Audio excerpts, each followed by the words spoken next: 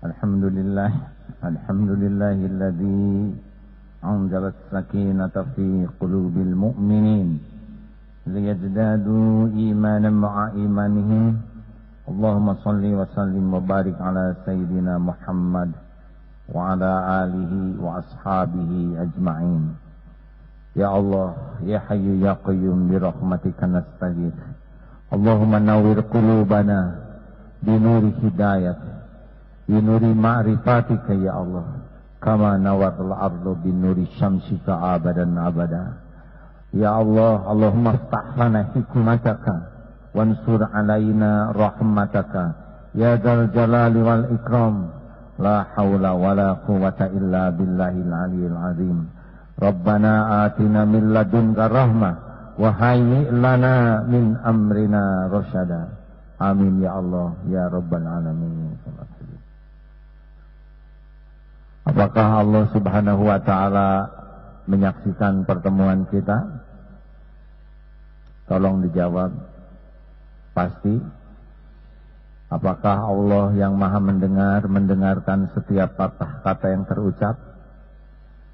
Apakah Allah yang maha tahu isi hati kita? Tahu persoalan yang kita hadapi? Allah menyaksikan setiap maksiat yang kita perbuat? Adakah yang luput? Sesaat pun ada yang luput? Barang siapa yang yakin seperti itu, insya Allah dia akan lebih ringan untuk meninggalkan maksiat dan lebih merasa nikmat dan ringan untuk melaksanakan taat. Hadirin, harapan pertemuan demi pertemuan membuat kita semakin hakul yakin kepada Allah. Karena keyakinanlah yang sangat menentukan. Orang yang ragu tidak akan pernah tenang. Orang yang yakin yang akan tenang. Orang yang pergi ke suatu tempat dan ragu tidak akan tenang. Tapi orang yang yakin tenang. Orang yang yakin terhadap janji dan jaminan Allah tenang. Bahwa rezeki tidak akan tertukar, itu lebih tenang. Orang yang yakin bahwa jodoh itu tidak akan meleset, tenang. Orang yang yakin bahwa ketentuan Allah tidak bisa dihalangi siapapun. Wa iyamsaskallahu bidurrin fala kashifa lahu illahu. Sekiranya Allah menimpakan kemudaratan bagimu, tidak ada yang menghilangkannya selain Dia, Allah sendiri. Dia tidak akan bersandar kepada makhluk, menghibah, memelas, merintih, tidak. Orang yang menghibah kepada orang adalah orang yang ragu terhadap janji Allah. Wa yuridka bi khairin fala radha li fadli. Dan sekira Allah memberikan kebaikan padamu, tidak ada yang bisa menolaknya. Kalau Allah takdirkan, pasti terjadi, pasti itu. Orang, seluruh manusia dan jin bergabung menghalang-halangi, tidak bisa menghalangi apa yang Allah tetapkan. Tenang tidak keyakinan seperti itu? Tenang. Kalau Allah melindungi, tidak akan celaka. Kalau Allah membuat kita celaka, pasti terjadi. Yakin. Keyakinan inilah milik siapa? Nih, kalau mata ditutup begini bisa yakin tidak? Tidak. Orang yang yakin itu milik yang qalbun salim. Orang yang hatinya bersih mudah untuk yakin. Tapi yang mata hatinya tertutup oleh dosa susah untuk yakin. Makanya qad aflaha man zakaha wa qad khaba man dassaha. Amat sangat beruntung, amat sangat bahagia, amat sangat sukses orang yang mensucikan jiwanya, dan amat merugi orang yang mengotorinya. Baik, kalau di depan saya ini ada dua hal. Satu, makanan lezat. Makanan yang paling enak, paling mahal, paling disukai, paling diinginkan, gratis. Ini.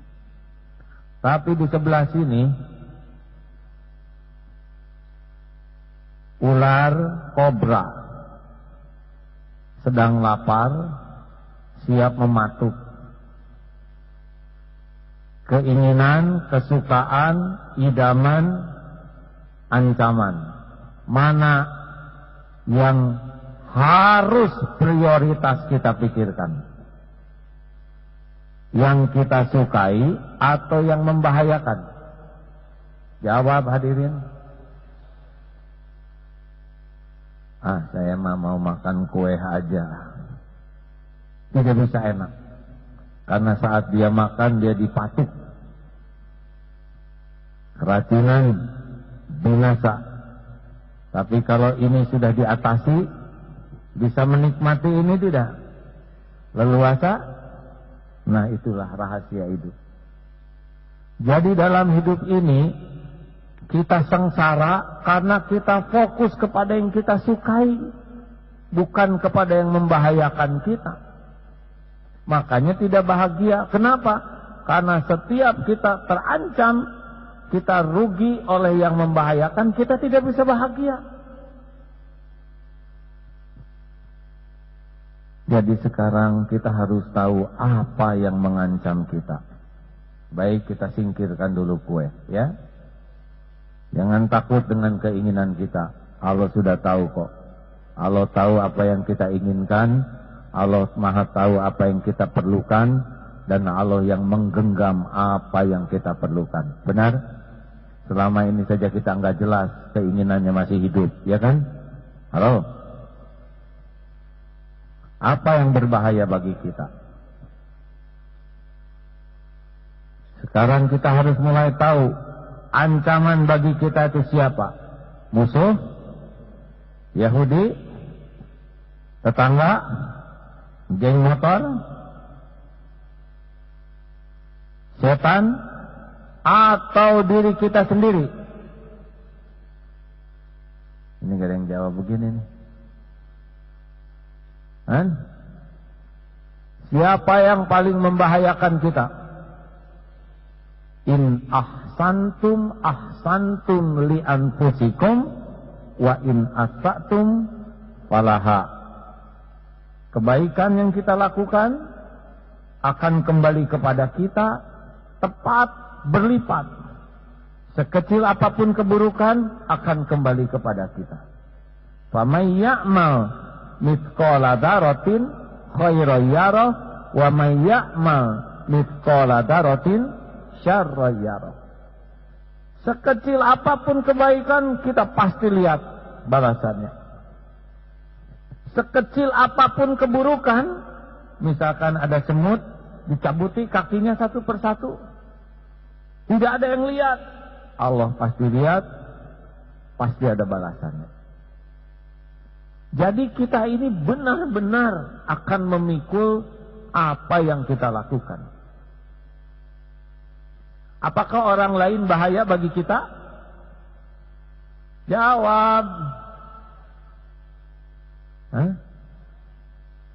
Bahaya tidak? Tidak.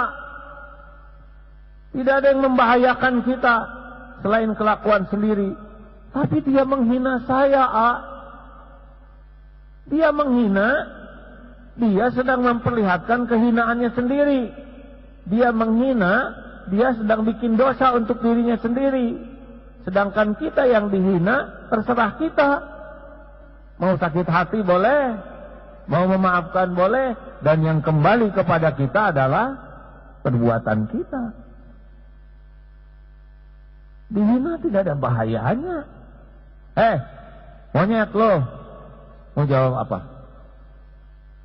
Bukan, saya manusia. Assalamualaikum. Terus saudara-saudara, mau sakit hati boleh. Jadi kita sakit hati pasti bukan karena omongan orang. Kita sakit hati karena kita salah menyikapi omongan orang. Sepakat ini? Kalau Rasulullah tiap dihina sakit hati, kapan dakwahnya? Kalau Rasulullah SAW dihina, langsung nggak enak hati, pasti nggak dakwah tuh. Dilempar di Taif juga, Rasulullah membalasnya dengan doa yang baik. Benar? Nah, mulai mikir sekarang ya. Ini agak dalam nih, jarang-jarang saudara mikir kayak gini, berat ya. Mengapa ini dibahas? Penting. Kita sudah tahu bahwa yakin itu adalah yang utama. Untuk yakin hati harus bersih. Untuk bersih kita harus tahu yang mengotori dan mana yang kotor. Ternyata yang bahaya itu adalah kelakuan kita sendiri. Ibu, suami istri bertengkar. Ibu sengsara hatinya karena kelakuan suami atau kelakuan ibu sendiri? Jawab. Tetap aja suami katanya. Siti Asia, suaminya tuh Fir'aun. Beliau tetap saja mulia walaupun suaminya seburuk itu. Karena kalau orang ini benar, hatinya bersih, Allah pasti ngasih ketenangan. Kalau orang ini benar, orang ini lurus, tauhidnya bagus, mau diapa-apain juga, huwallazi anzalas sakinah fi qulubil mu'minin. Allah kasih ketenangan. Saudara lihat para pejuang, Bilal ditimpa batu, ahad. Karena yakin ini Allah yang menguasai, melihat batu naik ke tubuhnya juga dengan izin Allah. Dan yakin, apa jadi hina Bilal gara-gara ditimpa batu? Tidak, malah makin berkibar keteladanannya, kesabarannya. Justru gara-gara ada batu, ya.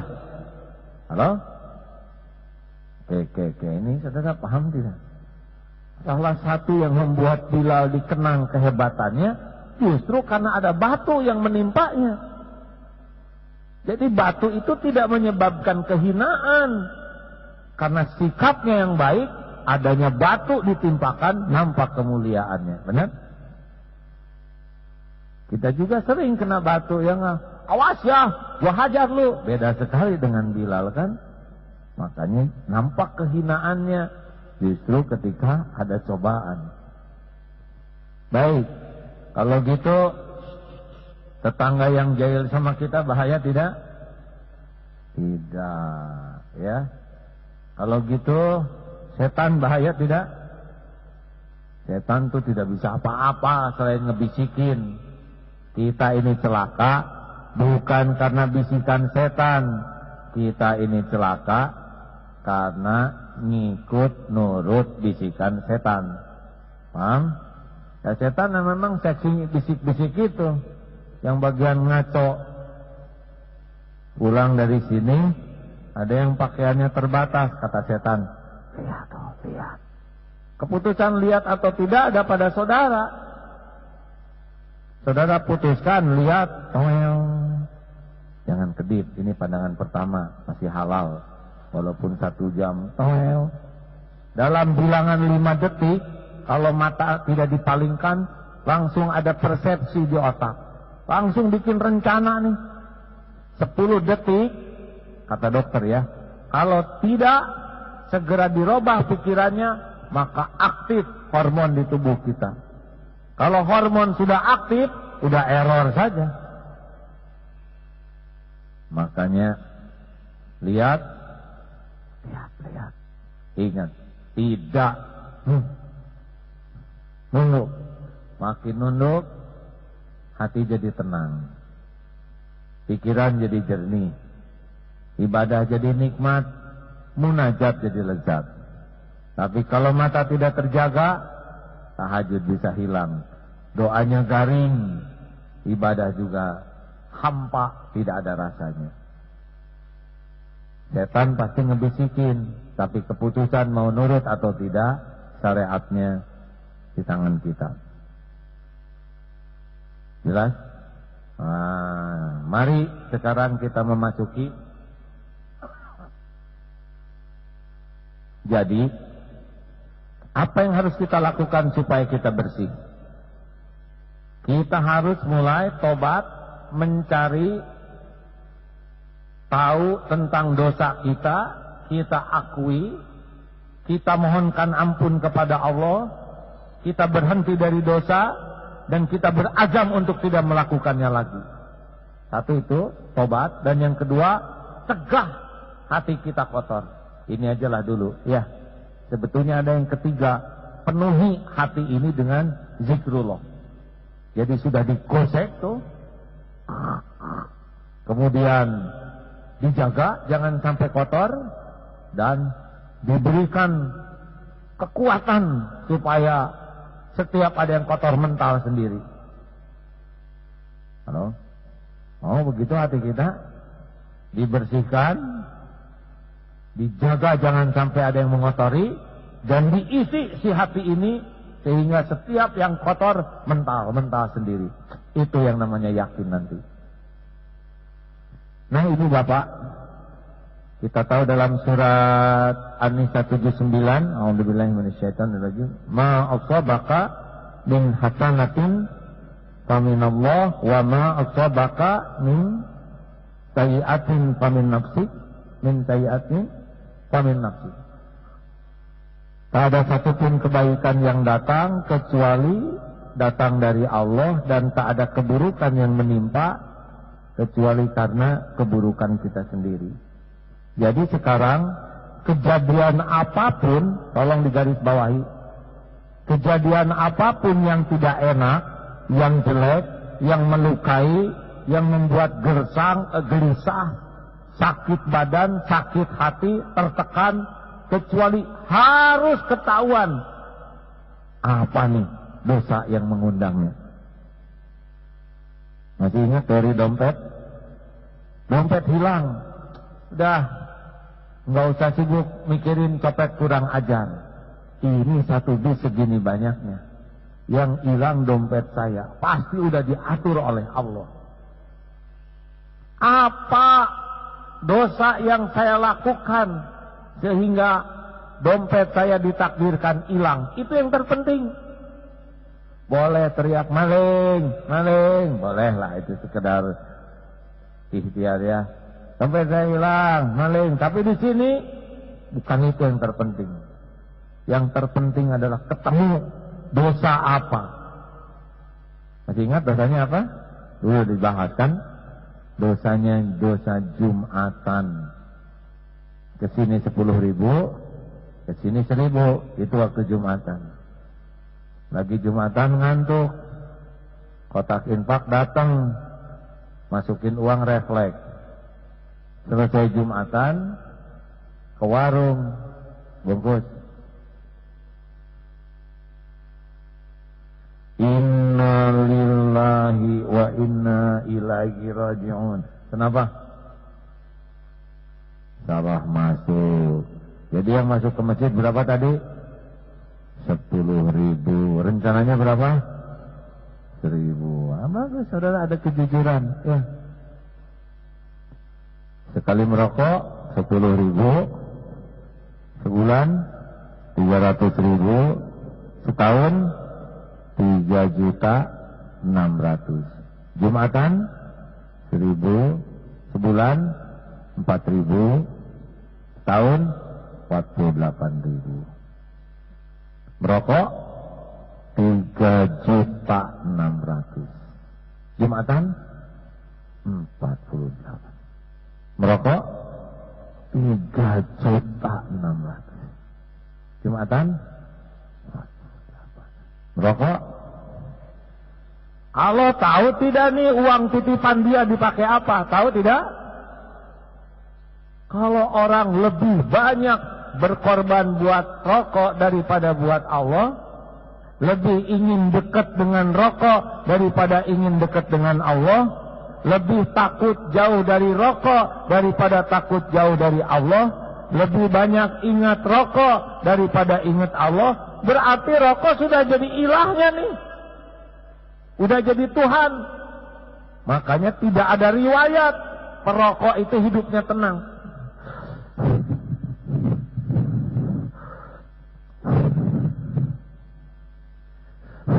lihat wajah-wajah para perokok ya, seperti yang gak jelas gitu. Dan gak jelas kerjaannya, sedot, tiup, seperti yang kurang kerjaan, bener? Coba perhatikan para perokok, udah wajahnya suntuk, gak ada. Tapi jangan ngomong gitu saya juga lihat, tuh ada orang ustadz ngerokok. Oh maaf, saya tidak berani menilai sesama ustadz. Sesama biskota dilarang saling mendahului.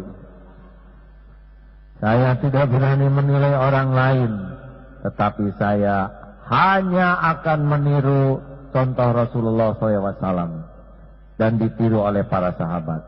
Apakah terbayangkan oleh saudara Rasulullah bisa merokok? Apakah terbayangkan oleh saudara di Masjid Nabawi ya, sahabat Rasul ada asbak begitu?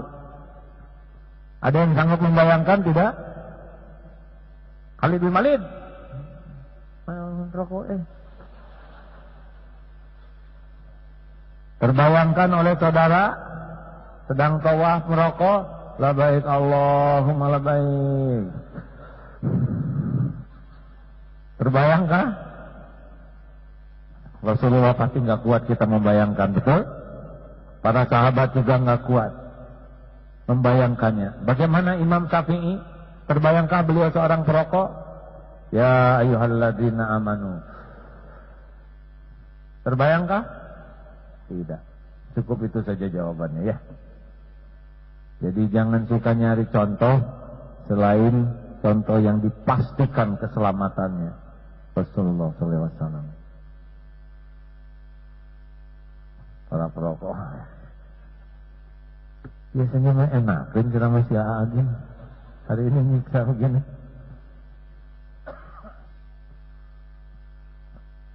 Saudara, apalagi yang suka merokok di tempat umum, boleh jadi hidupnya lebih menderita. Sebab asap kemana-mana, terisap oleh yang asma, kumat. Ya Allah, gara-gara dia merokok, asma saya kumat. Saya nggak ridho ya Allah. Mau ngelawan gak berani, balas ya Allah. Itu diangkut tuh. Jadikan dia dililit utang seumur hidup. Ya, jawab. Jadi besar kemungkinan para perokok sembarangan itu hidupnya ruwet. Doa dari orang yang teraniaya mustajab. Makin menderita nih. Saya tahu jadi yang merokok yang mana. Dia lihat cari teman. Nggak pantas belajar tauhid ngerokok ya. Berani saudara meracuni jantung paru-paru titipan Allah. Apa sih rokok? Gini, gampang lihatnya. Kalau Allah menyukai satu benda yang dia ciptakan, Allah puji benda itu. Madu menyehatkan badan, membuat metabolisme tubuh menjadi prima, sel darah merah meningkat. Madu antibakteri, madu membuat tubuh jadi awet muda. Puji itu. Habbatus sauda, jintan hitam, ini sunnah Rasul, antioksidan yang tinggi, bisa menyembuhkan segala penyakit. Gitu kalau Allah suka. Sekarang rokok dapat menyebabkan kanker monyong, jantung blon, impoten bodoh, kan begitu, hanya nggak diteruskan tulisannya. Jadi kalau saudara mau tobat, periksa nih, jangan-jangan ini sumber ketidakbahagiaan saya. Tobat. Ibu yang rajin ke pengajian, tiba-tiba ditegur oleh suami, mah, bosan saya lihat kamu ke pengajian. Ngaji terus. Yang baru cuman seragamnya, yang nambah cuman cicilannya, kelakuan gak robah. Sakit ibu dibilang begitu. Jangan ngelawan. Gini juga mau ngaji. Daripada istri tetangga nggak ada yang ngaji, bapak juga jarang ngaji. Bisa tobat nggak begini? Orang yang sibuk bela diri, orang yang sibuk cari alasan, apalagi balas menyerang, nggak bisa tobat. Dulu pernah dibahas di sini orang yang nggak bisa tobat ya. Satu orang yang ujub yang nggak bisa tobat. Ini ngulang yang dulu ya. Orang yang ujub itu udah merasa pintar, merasa soleh, merasa berjasa. Pokoknya dia udah ngerasa sendiri beda dari yang lain. Itu nggak bisa tobat. Karena dia udah ngerasa sukses. Kalau Allah nggak suka sama saya, nggak mungkin dong saya rajin ke pengajian. Lihat jamaah segini banyaknya. Kalau Allah nggak suka, nggak akan yang dengerin. Itu ujub tuh. Padahal orang banyak datang tidak identik yang ngomongnya disukai Allah. Benar? Tadi Gaga juga 50.000 dong. Yang beli tiketnya bayar. Ini mah nggak jelas bayarnya kan? Nah hadirin, orang yang ujub itu tidak memerlukan orang lain untuk direndahkan karena dia udah beda sendiri. Contoh, lagi Senin Kemis ada acara yang puasa dia sendiri. Ya Allah, lihatlah, tidak ada seorang pun di majelis ini yang puasa selain saya. Ampunilah kealpaan mereka semua ya Allah. Jangan diazab ya Allah. Maafkan saja ya Rabb. Aduh, siplah waliullah ya. Itikaf. Kalau orang yang ujub dia lagi sholat sendirian, nggak mau ada yang bangun tuh, ngarap-ngarapnya yang lain pulas aja supaya soleh tunggal. Ini juga begitu. Yang kedua yang suka tidak bisa tobat, yang sombong. Orang sombong tuh melihat orang lain lebih rendah. Kalau tadi merasa diri spesial, tapi takabur adalah batalul haq wa gamsun nas, mendustakan kebenaran dan merendahkan orang lain. Orang yang sombong gak bisa dikoreksi. Dia selalu berkilah saja. Ada aja alasannya tuh. Bu, kata si bibi pembantu, Bu, ibu kan udah umroh, tapi kok ibu masih sama aja sebelum dengan sesudah tuh galak. Diam bibi. Tahu gak ibu bukan orang galak, ibu tuh tegas. Nah, sama galaknya. Ketahuannya apa? Bukan dari omongannya, dari tidak mau diberi masukan. Kayak orang tua tuh susah dapat masukan dari anak karena dia udah merasa, sayalah yang berjasa menyekolahkan, saya yang melahirkan, saya lebih tua, saya lebih berpengalaman. Gak bisa nerima. Padahal anak lebih bersih dari orang tua. Bu, Ma, ayo dong Ma, usahakan jangan cuma nyuruh saya sekolah disuruh pakai jilbab. Mama nggak pakai jilbab. Diam kamu. Mama lebih paham tahu. Pak. Kok Bapak setiap Ramadan bacaannya itu aja, ina atau ina. Kalian ngerti nggak jadi orang tua tuh nggak gampang gitu. Terus saja berdalih. Orang yang sibuk berdalih mah susah robahnya. Ustadz, boleh saya ngasih masukan? Tunggu dulu. Saudara mikir dulu deh ya. Kita nggak level. Duh, sombong sebenarnya.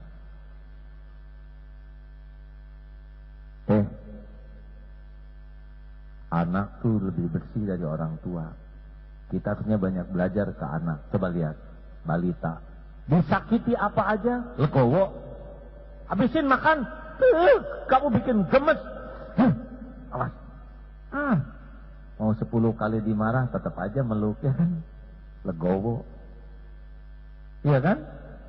Coba adiknya tuh diganggu, tetap aja nempel lagi ya. Oleh karena itu orang yang sombong merendahkan orang lain gak bisa dapat masukan. Yang keempat, yang keberapa ya? Dengki. Orang yang dengki itu gak bisa. Muazin dengan muazin, penceramah dengan penceramah. Kalau penceramah dengki dia gak mau dengar tuh.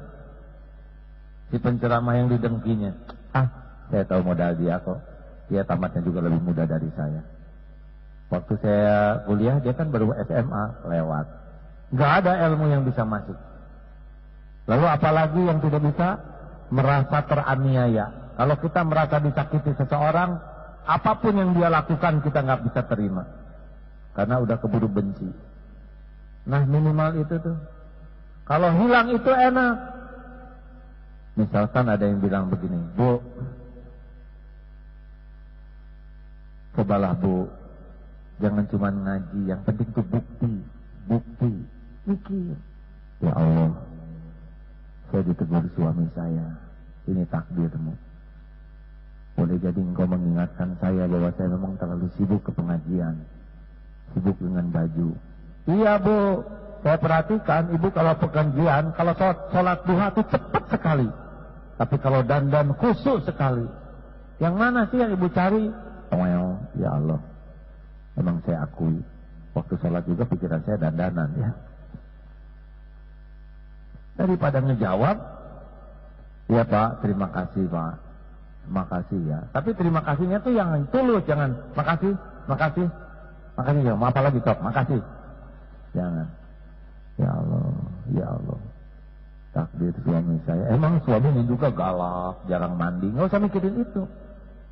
Memang saya akui, sholat saya berantakan, baju aja benar-benar astagfirullah. Ambil wudhu, ampun ya Allah, Engkau sudah menunjukkan kesalahan saya lewat suami saya, berikan pahala melimpah. Saya ngaku ya Allah, ampun, sholat saya enggak khusyuk, pengajian lebih sibuk dengan dandanan, lebih sibuk ingin dilihat orang lain daripada ingin dilihat olehmu. Sampai di pengajian juga saya selalu nyender, sehingga saya tidak tahu apa yang diajikan. Sejujurnya memang saya pengen ke pengajian tuh bosan di rumah. Anak-anak bandal-bandal, astagfirullah. Aduh, kalau udah berinang air mata jadi tuh. Jangan heran nanti wibawanya jadi tinggi di depan suami. Iya. Buka jendela. Ngebabuk sendiri tuh. Di sini. Cenut. Ya Allah. Saya mau nyalahin siapa nih? Saya ngebuka sendiri. Tiap hari saya buka, baru kali ini jelas sekali. Garis di sini. Bibirnya astagfirullah. Saya ngaku ya Allah. Kemarin baru noong, astagfirullah. Mata lihat internet ngaco, astagfirullah. Mulut juga ngomongin astagfirullah. Ambil air wudhu, astagfirullah. Ampun ya Allah. Sakit ya Allah. Mendingan gitu. Daripada kita sibuk nyalahin, mau ngapain? Gak bahaya orang lain tuh. Orang yang sibuk ngebela diri itu lebih sibuk ingin dinilai orang daripada sibuk ingin dinilai Allah. Benar? Apa perlunya kita sibuk ngebela diri? Kalau salah ya salah aja. Akui, minta maaf, tebus dengan tobat. Kalau perlu minta maaf, beres. Dia menghina ya nggak apa-apa. Dia marah terus ya nggak apa-apalah. Dan nggak bahaya dimarahin mah ya. Halo? Setuju tidak nih? Apapun yang terjadi, itu adalah tobat kuncinya. Lagi duduk, paku payung, astagfirullah. Kenapa Allah naruh paku payung di sini? Cenut. Evaluasi diri, emang ya Allah. Selama ini saya duduk jarang bismillah. Kalau udah enak jarang hamdalah. Sekarang baru nyobain ngedudukin paku payung. Tahu kita punya pantat, betul? Astagfirullah. Udah jadi bagus. Pokoknya mau udahlah, sibuk aja dengan taubat. Kenapa? Karena setiap dosa yang kita lakukan itu seperti memasang ranjau. Bikin dosa kecil, simpen paku payung. Bikin dosa sedang, tusukan paku yang agak besar. Dan itu pasti kita injak. Bukan orang lain yang nginjak. Kan pamay ya'mal mithqala dzarratin khairan yarah. Jadi kalau kita bikin dosa, pasti nyiksa kita tuh. Makanya orang-orang yang banyak dosa mah nggak pernah tenang hidupnya. Tebusan dari dosa-dosanya besar. Tapi orang yang selalu tobat, dia apa-apain juga tenang. Dia mah gelisah tuh kalau kehilangan amal, bukan kehilangan dunia. Jelas? Nah, kalau tobat itu bisa dihabiskan atau dikeruk. Allahumma innaka afuwun tuhibbul afwa fa'fu anna. Fa'fu anni. Wahai Allah yang maha pemaaf, itu diambil sampai ke akar-akarnya. Ya, ayo kejadian apa aja pakai tobat. Nanti kalau pas pulang ada kulit pisang serut keduk, apa nih dosa saya? Lagi sholat nanti, lagi sujud ada yang ngedudukin, ya Allah, udah jangan disundul gitu. Ya Allah, emang otak saya ngeres terus, astagfirullah. Mendingan gitu, apapun yang terjadi jadi tobat, itu enak hadirin. Dua, oh ibu yang baju baru mau ke undangan, tiba-tiba motor, wah kena baju saya. Daripada, hei tukang motor kurang ajar, percuma lah dia udah jauh dan pakai helm lagi nggak kedengaran. Lebih baik, ya Allah,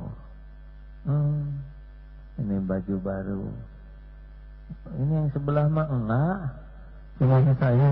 Astagfirullah, pasti ada sesuatu nih. Saya mau pulang dulu ya. Wudu, ganti baju, ke musola. Ya Allah, ampun. Jujur, saya diperbudak oleh baju ini. Saya ingat sejarah ingin baju ini. Karena ini cicilannya 12 kali. Mikirnya dari mulai pengen, Allahu Akbar. Aduh, itu baju model terbaru. Teman-teman sepengajian belum ada yang punya, Allahu Akbar. Tapi cicilannya, tapi bisa diakali nih. Sami Allahu liman hamidah. Yang itu dijual dulu, ya benar-benar Allahu Akbar. Assalamualaikum. Jadi, ya beli. Oh, banyak dosa. Benar? Ayo kejadian apa aja yang nyakitin, dimarahin bos, nggak usah sakit hati. Kamu ini karyawan, blow on, kerjanya nggak pernah fokus, catat tuh nggak pernah fokus. Kamu kalau ke jidat aja hitam, tapi ke kantor telat terus, mana buktinya? Kalau ngomong sholat tepat waktu, ke kantor juga tepat waktu dong. Pikir benar juga ya. Emang saya mau sholat lebih awal karena mau istirahat. Astagfirullahaladzim. Allah tahu nih saya memang. Pantas saya senang itikaf karena kontrakan mahal. Mau kayak gitu? Ini dunia seru nih. Mungkin orang lain nganggap kita orang sabar. Ya. Tapi kita makin tenang, makin bersih, makin yakin. Mau tahu teknik lainnya? Termasuk sariawan, sakit gigi, motor kejeduk, lagi naik, ajar, nggak usah gitu. Dosa apa nih? Saya memang suka nyalip orang. Astagfirullah, gitu. Nggak usah marah ya. Masih ingat ibu-ibu yang umroh itu? Lagi duduk aja, dibencat.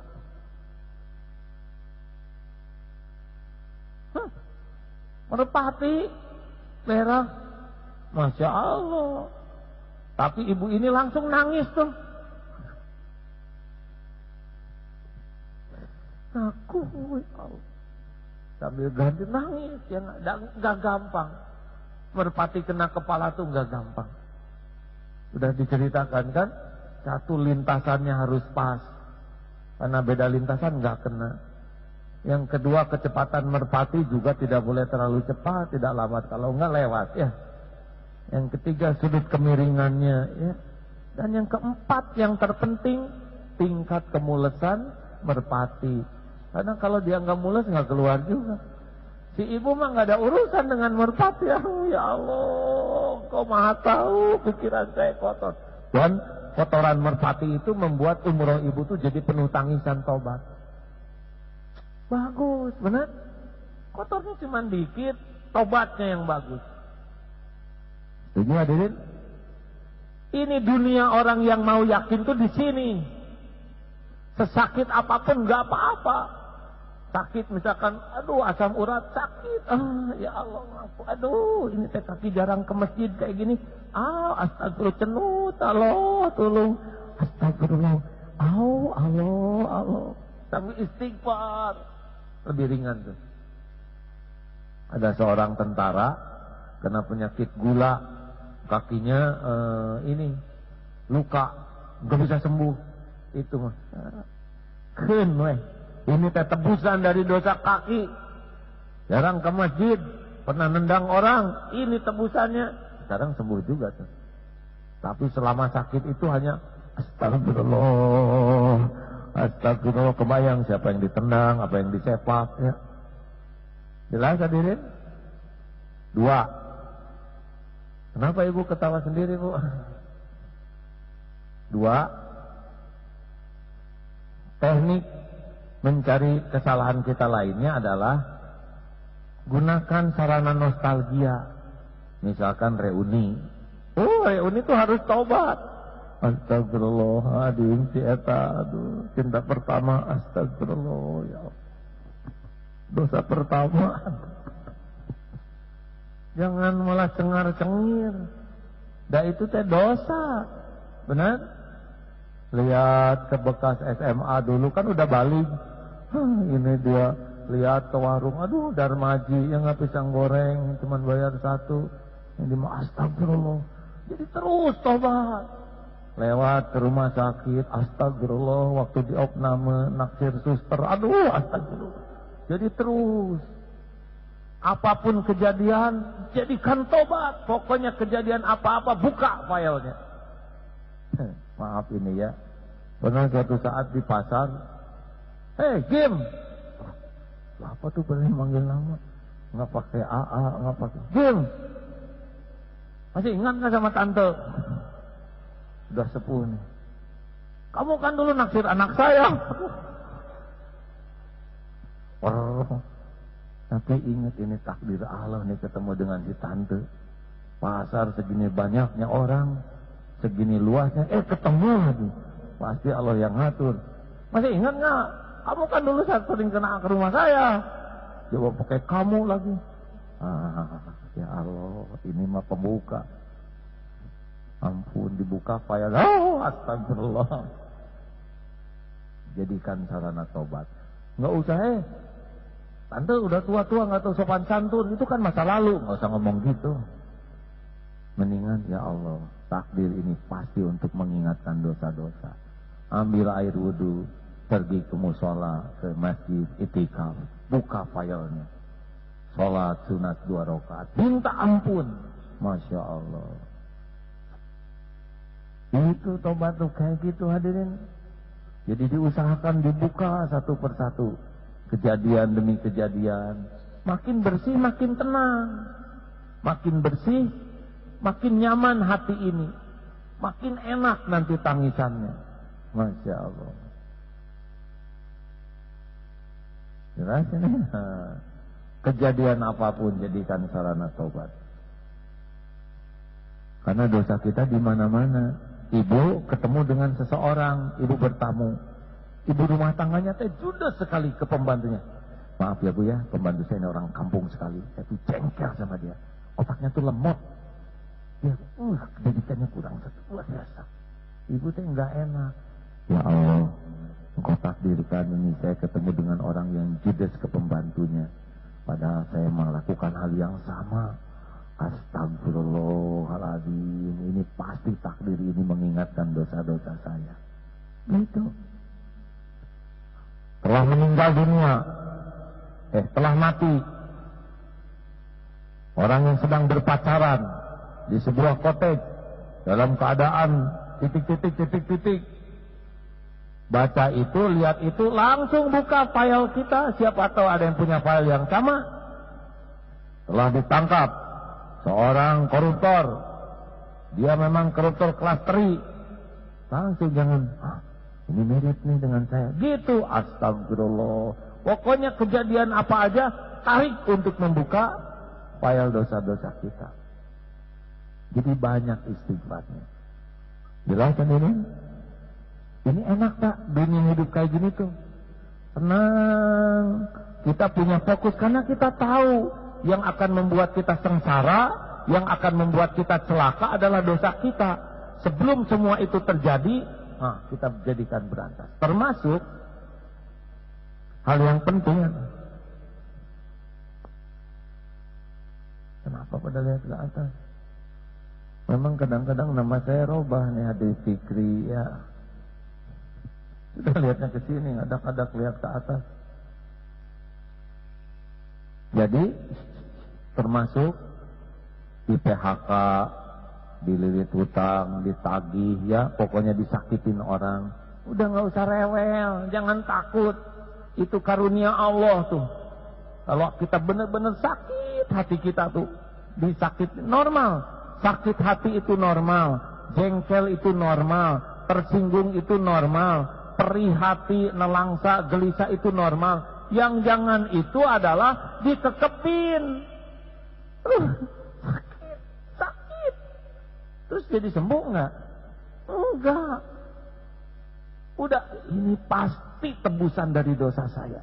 Karena ada dosa yang tidak bisa ditebus kecuali dengan sakit. Astagfirullahaladzim. Mungkin seperti ini orang-orang yang terluka hatinya karena kelakuan saya. Astagfirullah. Saya sakit hati, berarti banyak orang yang saya sakiti nangis tuh. Itulah sebetulnya yang harus kita lakukan. Jadi kita tuh benar-benar tobat. Kejadian apapun tobat. Apa cirinya orang yang tobat? Syarat tobatnya udah jelas kan? Orang tobat itu orang yang kembali dari bersih kembali bersih. Satu, nyesal. Jadi kalau orang tidak nyesal tidak bisa tobat. Astagfirullahaladzim. Kalau dulu Kiai Ghazali mengibaratkan begini, ada anak yang kurang ajar, masih kecil karena nggak tahu. Ibu kayak monyet. Kamu ngomong gitu, monyet. Ini nggak sopan. Monyet. Kamu kurang ajar, awas ibu pukul loh. Monyet. Dipukul aja pakai alu. Kejet, meninggal. Anakku, wah pasti nyesal. Ibu enggak niat. Wah, nyesal. Makin kuat penyesalannya, itulah tobat. Kenapa saya harus lakukan ini? Astagfirullah, saya udah tahu itu dosa, tapi saya kenapa melakukan? Astagfirullah. Makin kuat penyesalan itu, biasanya dibarengi dengan air mata, dibarengi dengan jadi tuh penggugur dosa. Nanti hadiahnya hatinya jadi tenang. Man lazimal istighfar, ja'alallahu lahu min kulli hamin farajan, wa min kulli daikin makhrajan, wa razaqahu min haitsu la yahtasib. Orang yang terus tobat. Nanti hadiah pertamanya oleh Allah hatinya dibuat lega. Tenang. Masalah masih banyak, urusan masih pelik, tapi ini tenang. Itu rezeki. Lama-lama oleh Allah mulai dikasih jalan keluar dari kesulitan. Ada aja jalannya tuh, ada aja. Nanti yang ketiga makin tobat, ada pertolongan dari yang tidak diduga-duga. Seperti ada tunanetra yang kalau mijit tuh sambil istighfar. Astagfirullahaladzim. Kata yang dipijitnya, kamu udah pernah ke Mekah belum deh? Boro-boro ke Mekah Pak. Tapi saya mah baru di hati aja niat. Pengen gak ke Mekah? Masya Allah Pak. Allah tahu saya mah selalu minta. Ya udahlah kamu berangkat aja ke Mekah ya. Bapak ongkosin. Bapak sibuk sih, ada susah ke sana, doain aja di sana. Berangkat tuh ke Mekah. Nggak nyangka-nyangka mijetin. Padahal banyak yang dipijet, ya kan? Oleh Allah dipilih yang dipijetnya yang punya duit dan punya hati. Begitu gampang bagi Allah, semuanya juga milik Dia. Benar? Nah, perbanyak istighfar. Capek. Astagfirullahaladzim. Astagfirullahaladzim. Astagfirullahaladzim. Wa atubu ilaih. Kalau capek kayak gitu jangan, capek weh. Ampun macet. Beres nggak dengan begitu? Pusing sekarang mah. Dagangan tuh susah. Mau ngapain gitu nggak ada kerjaan? Pas diijabah susah, kelak susah betulan.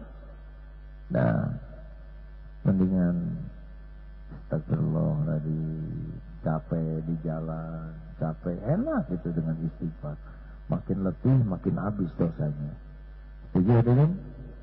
Dan Allah melihat, Allah senang sekali. Allah tuh paling suka kepada orang yang tobat. Di dalam hadis yang sahih, saudara sudah dengar belum? Tentang orang naik kendaraan, unta atau kuda di padang pasir, kemudian hilang kudanya. Dicari ke sana sini, nggak ketemu. Putus asa. Nah, berbaring saja di bawah pohon sambil berkata, ya sudah, saya udah nggak punya kendaraan, nggak ada bekal, saya akan tunggu saja saya mati di sini. Tiba-tiba si kuda datang tuh dengan perbekalan.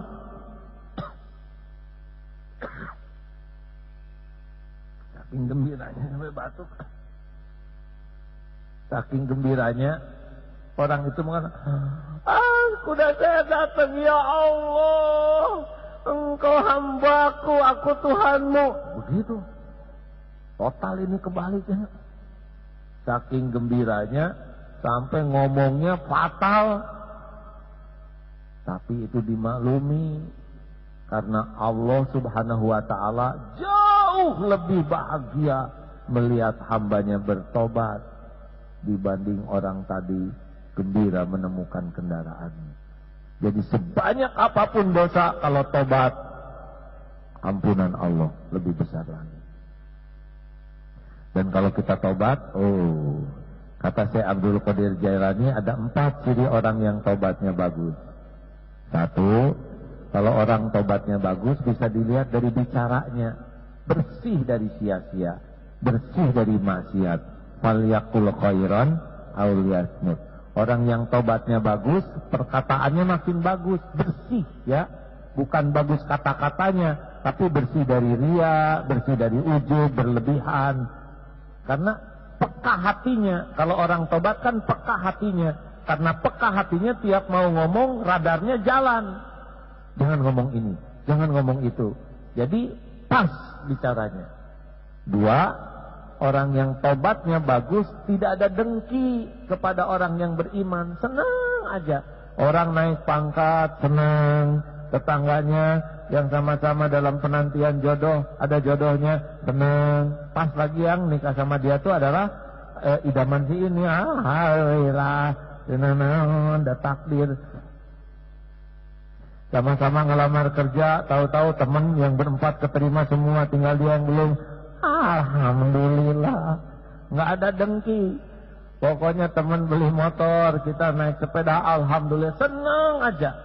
Suka-suka Allah ngebagiin rezeki ke hambanya, ya kan? Kenapa kita rewel? Kenapa kita rewel? Suka-suka Allah dong ngasih apapun kepada siapa yang dia kehendaki, benar? Cirinya tuh 3, cirinya orang yang tobatnya bagus, dia bisa dilihat dari temannya. Temannya tuh nggak mau teman orang yang sia-sia, yang biasa di kearisan, gak nyaman dia. Kalau arisannya hanya duniawi saja, tapi dia akan lebih senang dengan ini nih enak, ini tukang gosip nih, tapi yang digosipinnya Allah. Alhamdulillah ya, Allah tuh baik benar. Masa kita ini yang banyak dosa ini tetap aja dikasih rezeki. Iya, bahkan Bu, kan kalau hitung-hitungan pantasnya kita disambar petir, tapi Allah maha baik. Malah kemudian ada yang ngasih rezeki, Masya Allah, Allahu Akbar. Benar loh Bu ya, itu tetangga saya juga ya. Dia tuh ditolong oleh Allah gara-gara dia tahajud tiap malam. Padahal saya tahu dia itu baru jilid 2. Allah maha tahu. Allahu Akbar, Allahu Akbar. Benar nih, Masya Allah. Itu gosip yang bagus. Pasti wajahnya juga enak. Daripada nggak nyangka ya Bu ya. Saya nggak nyangka lo sama si Agi. Gitu, udah nyangka dia ya. Begitulah yang keempat, orang yang tobatnya bagus tidak akan pernah berhenti dari tobat. Karena pertama dibuka oleh Allah dosa besar, kemudian dibuka dosa sedang, lama-lama yang dibuka dosa kecil, lama-lama dosa halus juga, lama-lama telat sholat juga nangis, ya Allah, dosa apa? pastinya saya nggak kebagian di saf pertama, saya kebagian di saf yang ujung, itu juga bagian salam. Aduh, gitu nangis. Nggak tahajud, ampun ya Allah, kenapa saya nggak bisa dibangunin, apa dosa saya? Nangis tuh. Ada orang yang taubat karena tidak bisa beramal. Ada juga yang lebih tinggi. Astagfirullahaladzim, barusan naik mobil setengah jam, saya kurang zikir, astagfirullah, gitu. Ada yang taubatnya juga ditaubatin. Nah, saya sering taubat, tapi ternyata gini-gini juga, astagfirullah, ampuni taubat-taubat saya ya Allah. Banyak ya. Makanya kalau ada yang mengatakan, Bu, taubat, salah saya apa? Nah itu salahnya, nggak ngaku ya. Baik, ada pertanyaan silakan.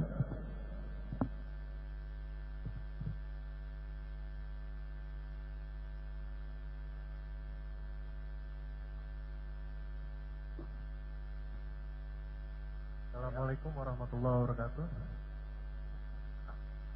Ya, saya Wira dari Kebon Jeruk.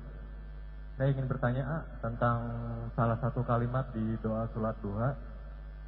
Di pertengahan sholat duha itu ada kalimat, Ya Allah, jika rezekiku ada di langit maka turunkanlah, jika ada di bumi maka keluarkanlah, jika jauh maka dekatkanlah, jika haram maka sucikanlah, dan jika sukar maka mudahkanlah. Yang ingin saya tanyakan, di kalimat jika haram maka sucikanlah, apakah wajar kita meminta kepada Allah rezeki haram itu disucikanlah? Dan itu contohnya seperti apa? Rezeki haram kita minta untuk disucikanlah. Baik, itu saja. Terima kasih ya. Assalamualaikum warahmatullahi wabarakatuh. Waalaikumsalam. Mungkin, pakai mungkin ya. Bukan disucikanlah yang haram menjadi suci, tetapi disucikan jadi milih yang halal. Halo. Saya pernah dengar riwayat Imam Ali menitipkan kuda ke seseorang, tapi ketika mau dibayar, orang itu kabur, si pemuda ini, dengan mencuri tali kuda. Kalau tidak salah beliau sudah menyediakan 10 dirham untuk uang lelahnya. Karena dia kabur, maka nggak bisa dikasihin, tapi kabur mencuri tali. Nah kemudian suatu saat Imam Ali ke toko tali kuda. Loh, ini tali punya saya. Oh, saya tidak tahu. Tadi ada pemuda yang jual. Berapa dia jual? 10 dirham. Tadinya dia mau dapat nih 10 dirham dengan halal, tapi karena dia tidak sabar, dia dapat juga 10 dirham dalam keadaan haram. Imam Ali mengatakan kalau saja dia sabar, dia dapatnya 10 dirham yang halal. Tapi dia tidak sabar, dia curi, tetap aja lakunya 10 dirham. Karena rezeki dia memang 10 dirham, tapi tidak halal. Oleh karena itulah, mungkin yang dimaksudkan sucikan yang haram ini adalah kita dapatnya yang halalnya. Gitu aja lah ya. Silakan. Assalamualaikum warahmatullahi wabarakatuh. Di sini A. Di mana Pak? Samping A. Samping kiri. Ya. Assalamualaikum warahmatullahi wabarakatuh. Beberapa hari yang lalu saya membaca artikel di websitenya SPFM ya, yang radio. Di sana ada artikel yang judulnya memang agak lucu ya, menjempret hal negatif dengan karet gelang gitu.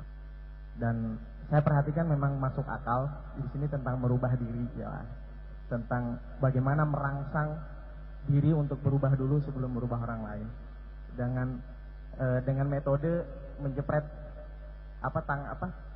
dengan karet gelang seperti itu. Dan kalau saya praktekkan memang masuk akal. Saya ingin mendengar dari A penjelasan itu. Terus yang kedua tentang jika ingin sesuatu maka sedekahkanlah. Dan kira 3 bulan yang lalu mungkin A masih ingat kita ketemu, terus A menyarankan atas hajat saya sedekahkan aja. Dan alhamdulillah. Oh ya, saya ingat ya. Iya, alhamdulillah Allah menjawab itu dan hati menjadi lebih tenang, itu yang paling utama, dan Lebih yakin. dan semua persoalan alhamdulillah terselesaikan dan memang luar biasa. Iya. Waktu itu kan pilihan. Iya. Mendingan bayar titik-titik, mending sedekah aja. Iya. Tahu-tahu dapatnya lebih banyak, ya kan? Iya. Yakin sekarang? Yakin sekali. Dan mungkin tips agar, karena kan kita sedekahkan lalu Allah membalas, dan apakah kita harus kembali lagi mensedekahkan semuanya dari hasil yang Allah berikan itu? Ya terserah ya. Ya semualah ya. Ya, tapi bagus kalau sedekah terus. Ya, terima baik. kasih ya. Terima kasih. Assalamualaikum warahmatullahi wabarakatuh. Ini produk terbaru teknologi SMS Tauhid ya. Yang saudara-saudara sekarang kan banyak yang nggak dapat kiriman ya. Ya, nanti kirimannya jadi begini nih. Bismillahirrahmanirrahim. Assalamualaikum warahmatullahi wabarakatuh. Sahabatku sekalian, kita sangat ingin orang lain berubah. Tetapi akan sulit kita merubah orang lain kalau kita tidak awali dari merubah diri kita sendiri. Bagaimana mungkin Allah mengizinkan orang lain berubah lewat kita, sedang amanah diri kita saja kita abaikan.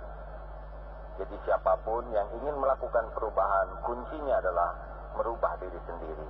Dan tidak mungkin kita bisa merubah diri sebelum kita berani jujur melihat diri kita yang sesungguhnya. Kita sering terjebak oleh penilaian, pujian, penghargaan orang lain. Padahal orang lain tidak tahu siapa diri kita yang sebenarnya. Orang lain memuji kita karena Allah menutupi aib, dosa, kekurangan, dan kejelekan kita. Jadi siapapun yang ingin berubah, syarat utamanya adalah punya keberanian dan kesungguhan untuk memeriksa keburukan, kejelekan, kekurangan diri, dan fokus untuk memperbaiki diri.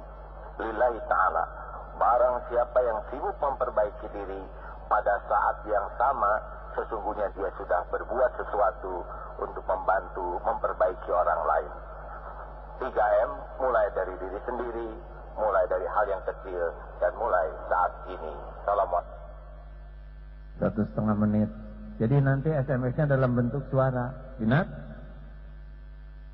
Kalau minat. Kalau tidak harus pugu. Saya udah hut-hat begini. Jadi ada teknologi baru, dan ini bisa didengar di Twitter. Setiap jam 8 pagi ya, kirimannya dikirim ke Twitter. Nanti handphone apapun bisa menyimak ini dengan baik. Yang paling sederhana sekalipun. Assalamualaikum warahmatullahi wabarakatuh. Ini waktu tahajud. Sahabatku sekalian, sungguh beruntung yang oleh Allah dibangunkan di penghujung malam, di sepertiga malam terakhir, karena itulah saat yang dijanjikan. Allah menjamu hamba-hambanya yang spesial dengan jamuan spesial. Diampuni semua lumuran dosa-dosa, dihapus aib-aib, dibersihkan dari segala kekotoran. Penghujung malam adalah saat mustajabnya doa, saat permohonan dikabulkan, permintaan dipenuhi, saat Allah merubah takdir ke takdir lain yang lebih baik. Penghujung malam adalah saat Allah menjamin dengan maqam mahmuda, kedudukan yang terpuji. Nah, ini waktu tahajud dikirimnya. Mau begini? Mau tidak nih? Harus bayar. Kalau ke saya tidak bayar. Nanti ada 2 operator yang sudah siap beberapa waktu lagi, Telkomsel dan XL yang sudah siap tuh ya. Mungkin saudara harus bayar kalau tidak salah 100 rupiah untuk mendengarkan, kalau tidak salah itu untuk mereka ya. Kalau saya sih gratis bikin, kirim gitu. Mudah-mudahan kalau dengan seperti ini lebih, dan bisa dioper ke yang lain ya, sehingga orang lain bisa dengar juga. Doakan ya, karena teknologi ini milik Allah. Kita harus cari akal supaya dengan teknologi ini kita makin banyak ingat Allah, makin banyak mendekat ke Allah, dan makin banyak manfaat untuk hamba-hamba Allah. Baik, tadi pertanyaannya apa? Kejawablah yang barusan ya. Ya diingat-ingat aja. Kalau kurang pas dipas-paskan. Apa sih pertanyaannya? Karet gelang. Oh itu udah punya. Jadi tiap bikin salah dicepret gitu. Ada hal negatif atau rasa malas, pokoknya semua hal negatif, mungkin telat sholat atau apa, langsung merangsang hal negatif itu dengan karet gelang. Kenapa dengan harus karet gelang? Di artikel itu Mr. Allen ya, dari Amerika, seorang pengusaha sukses mempraktikkan hal ini, lalu merangsang agar ABS atau alam bawah sadar ini terangsang untuk tidak melakukan, untuk terus diingatkan bahwa itu tidak boleh, dan kita terus termotivasi untuk melakukan. Wah, baik. Insya Allah bulan depan ya dibagi karet gelang. Cuma minta sini ada ya pakai ya. Sini punten. Buat ya. Wah, dibeli, kita nggak boleh minta-minta gitu. Itu ke handphone mau? Saudara, saya mah nggak nawarin saudara-saudara. Mau. Itu yang jadi bekal nggak dapet tuh ya. Jadi tiap bikin dosa, misalkan nyakitin orang, ini sakit. Bagus nih. Makin keras dosanya, makin tariknya yang panjang gitu. Cobalah ya. Bohong. Nanti teringat kebohongan kita. Baik, kita coba, tidak ada salahnya untuk mujahadah ya. Tapi kan Rasulullah nggak pakai karet gelang. Yang penting itu kita berani memerintahkan diri kita untuk berhenti dari kemaksiatan. Makasih. Maaf ya. Saya begini aja.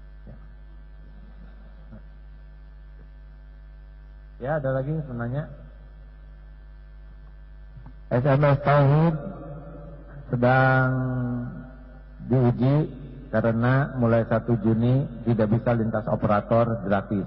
Berat bagi kami untuk beli pulsa ya. Kalau beli pulsa sehari 75 juta abot ya.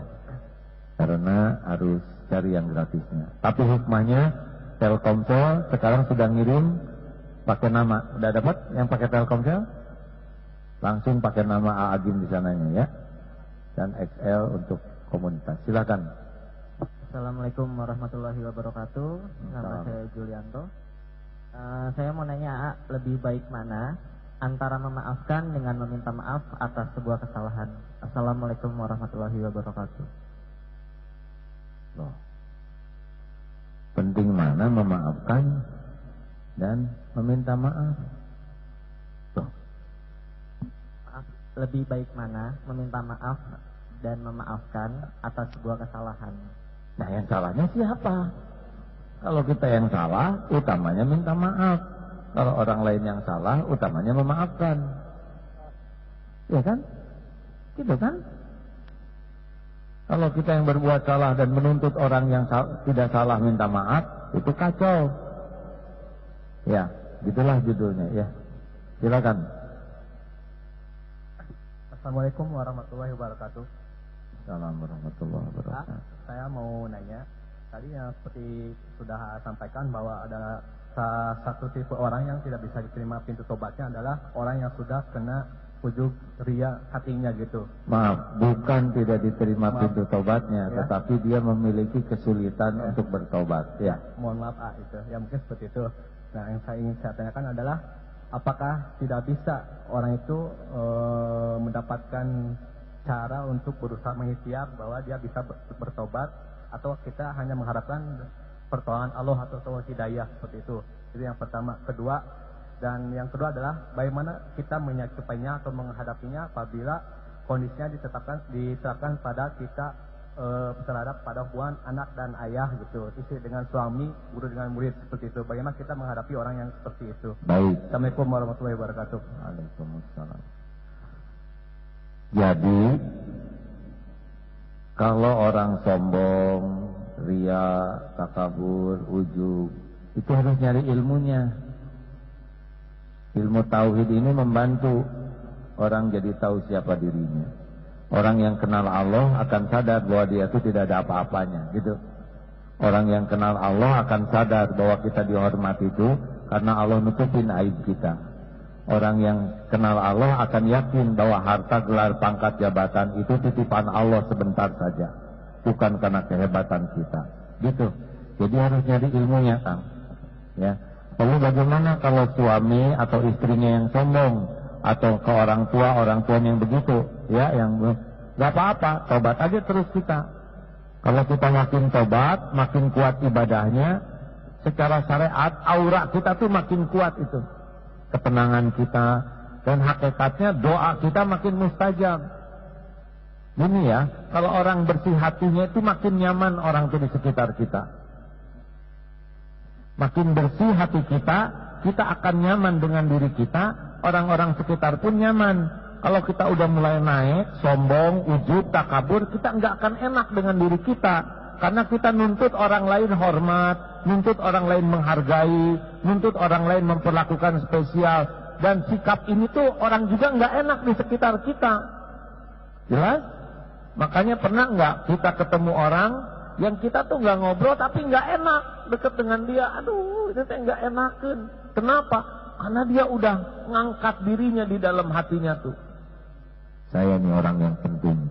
Saya ini adalah mubalik. Saya ini orang pintar. Terus makin banyak dia akan menginginkan orang lain tuh memperlakukan dia. Dan itu nggak enak buat dia. Orang lain juga tidak enak. Jelas? Tapi orang yang tawadu, merunduk, tidak ngarep apa-apa dari orang, dia nyaman. Dan orang pun jadi nyaman. Begitulah intinya. Ibu-ibu kok nggak ada yang nanya, tumben? Udah ya? Assalamualaikum, Mak. Saya mau bertanya. Ya, yang penting ada jasadnya tidak? Surat ya? Al-Baqarah. Oh ya, Bu. Ya.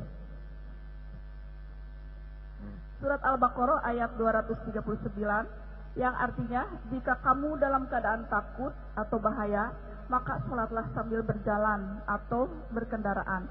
Yang saya tanyakan adalah sholat sambil berjalan dan yang berkendaraannya itu yang nyetir.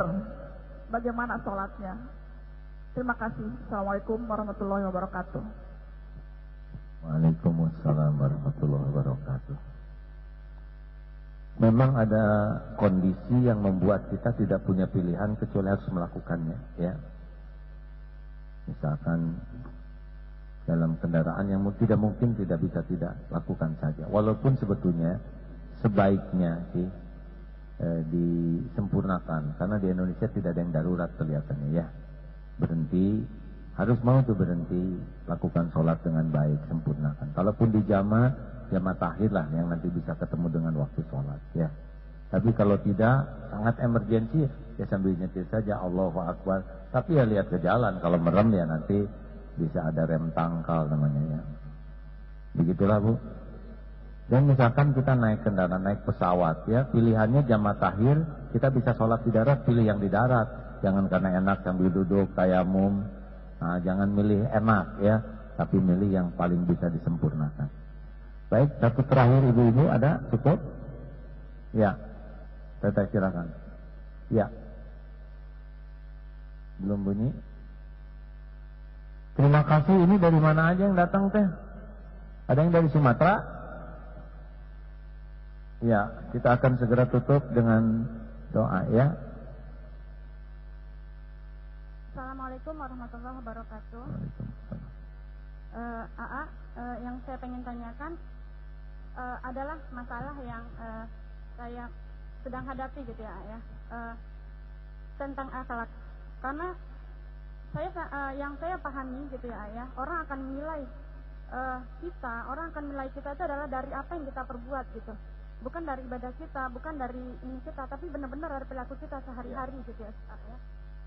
Dan tidak usah melihat orang lain gitu. Saya sendiri ya, kadang sampai lelah gitu. Bagaimana sih untuk berakhlak mulia gitu ya? Baik. Karena saya punya teman akrab seorang non muslim ya. Kalau dikatakan akhlaknya itu boleh diumpamakan itu ya, sangat dekat dengan akhlaknya Rasulullah. Karena dia tidak berkata yang sia-sia, dia tidak pernah menyakiti hati orang lain. Baik. Dan dia membuat nyaman semua orang berada dekat dia gitu. Baik. Nah, pertanyaan saya, apa yang bisa kita lakukan untuk bisa berakhlak yang Baik. membuat orang lain mencintai? Oh, inilah Islam gitu. Baik. Akhlak itu respon spontan. Kalau sedang duduk gini nggak kelihatan ini akhlak yang asli. Ini style soleh, terutama depan-depan ini, ya. Atau yang dekat mertua dan sebagainya. Nah, akhlak itu akan mudah berubah kalau kita makin yakin ke Allah. Kalau kita tahu setiap omongan didengar oleh Allah, insya Allah. Nah, bedanya apa non-Islam dengan Islam? Di zaman jahiliyah juga ada yang akhlaknya bagus, tetapi belum akhlakul karimah. Karena banyak orang berakhlak baik belum karena Allah. Islam baik itu karena Allah, bukan dianggap baik gitu. Belajarlah ilmu tauhid, insya Allah makin bersih hati, makin mudah untuk berubah. Kita akan dengar syahadat. Sesudah syahadat kita mau sedekah ya. Saudara bagi yang akan bersedekah bersiap-siap ya. Semoga doa kita di penghujung ini diijabah oleh Allah. Silakan ya. Francis Andrew McCready ya. Baik. Sudah siap? Bahasa Indonesia ini? Siap, ikuti ya. Asyhadu an la ilaha illallah. Asyhadu an la ilaha illallah. Asyhadu an la ilaha illallah. Asyhadu an la ilaha illallah. Wa asyhadu anna Muhammadar Rasulullah. Muhammadar Rasulullah. Saya bersaksi tiada ilah selain Allah. Dan saya bersaksi Nabi Muhammad adalah utusan Allah. Alhamdulillahirabbil alamin. Allahumma shalli wa sallim wa barik ala sayyidina Muhammad wa ala alihi wa ashabihi ajma'in. Ya Allah ya Hayyu ya Qayyum bi rahmatika nastaghith. Allahumma inna nas'aluka ridhaka wal jannah wa na'udzubika min sakhatika wan nar. Wahai Allah yang maha menatap, wahai Allah yang maha mendengar, berkahilah majlis ini ya Allah. Ampuni ya Allah, ampuni sebusuk apapun hidup yang pernah kami jalani. Wahai Allah yang maha tahu, bersihkan dari sekelam apapun, sehitam apapun masa lalu kami. Ya Allah, ampuni yang terang-terangan dosa yang kami lakukan, dan ampuni dosa yang sembunyi-sembunyi kami perbuat. Engkau maha melihat segalanya. Ampuni dosa yang berulang-ulang kami lakukan, padahal kami tahu itu dosa. Rabbana zalamna anfusana wa illam taghfir lana wa tarhamna lanakunanna minal khasirin. Allahumma ighfir lana wa liwalidina warhamhum kama rabbawna shighara. Wahai Allah, ampuni dan sayangi ibu bapak kami, berkahi sisa umurnya, jadikan penghujung hayat orang tua kami husnul khotimah.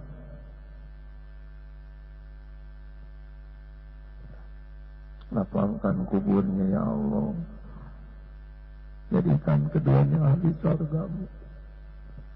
Ya Allah, tolongkan kami menjadi anak yang taubat budi. Jadikan sisa umur kami bisa menjadi jalan kebahagiaan, keselamatan bagi orang tua kami. Wahai Allah ya Hayyu ya Qayyum, Rabbana hab lana min azwajina wa dhurriyyatina qurrata a'yun waj'alna lil muttaqina imama. Karuniakan kepada kami ya Allah keluarga yang penuh berkah, keluarga yang yakin padamu, rumah tangga yang lebih mencintai-Mu di atas segalanya. Selamatkan kakak, adik, dan keturunan kami ya Allah.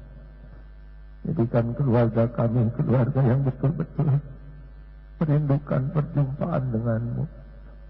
Wahai Allah yang maha menatap, Engkau lah yang mengumpulkan kami. Engkau tahu semua persoalan yang kami hadapi. Rabb, jadikan saat ini saat mustajabnya doa. Kami hanya makhlukmu yang tiada arti bagimu, tapi Engkau segala-galanya bagi kami. Ya Hayyu ya Qayyum birahmatika nasta'in. Ijabah doa hamba-hambamu ini ya Allah. Amin ya Rabbal Alamin. Hadirin bagi yang masih ingin doa, Allah Maha dekat.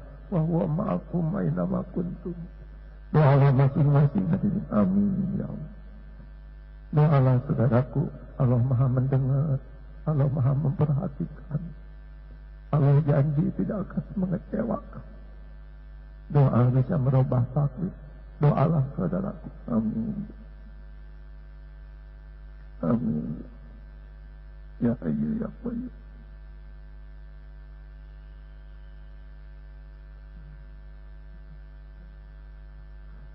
Allah tidak akan menyanyiakan siapapun. Amin.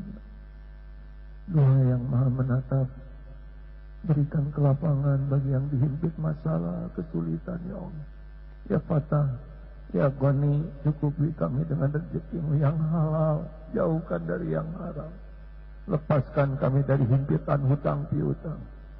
Ya Allah, ya Syafi, berikan kesembuhan bagi yang sedang sakit.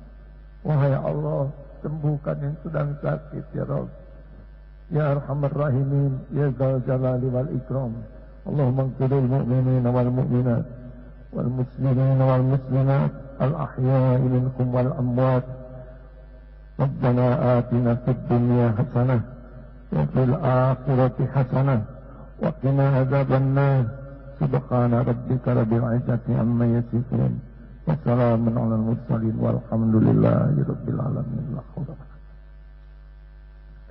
Alhamdulillah hadirin, sudah hampir memasuki waktu zuhur. Mudah-mudahan Allah yang Maha mendengar mengabulkan doa kita bersama. Saudaraku, sebelum saudara berwudu sebaiknya bersedekah. Mudah-mudahan sedekah ini menambah mustajabnya doa-doa kita.